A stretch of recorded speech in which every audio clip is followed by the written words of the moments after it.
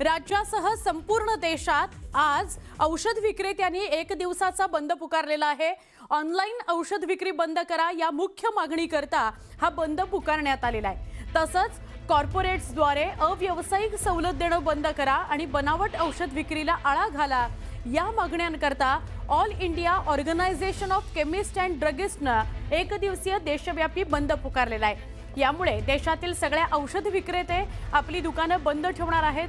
डॉक्टरांच्या चिठ्ठीचा गैरवापर, फार्मसिस्ट शिवाय औषध विक्री यामुळे सार्वजनिक आरोग्याशी संबंधित धोके वाढत आहेत। यामुळे औषध विक्रीबाबत कठोर नियमावली आणि पारदर्शकता आवश्यक आहे।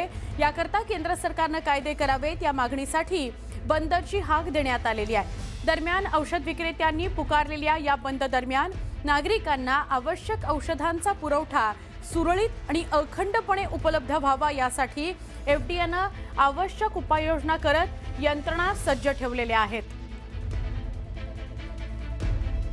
आज मेडिकल्स बंद असतील याच्याविषयीचे अपडेट।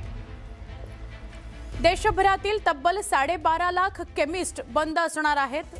म्हणजे मेडिकलची दुकानं जिथे औषधं मिळतात ते दुकानं बंद राहणार आहेत। ऑनलाईन बेकायदेशीर औषध विक्रीला विरोध करण्यासाठी बंदची हाक दिली गेली आहे।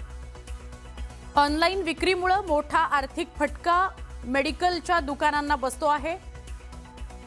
ऑनलाईन फार्मसी कोणत्याही नियमांशिवाय कार्यरत आहे, त्यामुळे रुग्णांची सुरक्षितता हा एक प्रश्न आहे। लहान लहान मेडिकल स्टोअर्स आहेत त्यांचा व्यवसाय धोक्यात आलेला आहे। ऑनलाईन विक्रीमुळे बनावट प्रिस्क्रिप्शन, भेसळयुक्त औषधांची विक्री होऊ शकते, नियमांचं उल्लंघन होत आहे असं मेडिकल वाल्यांचं म्हणणं आहे।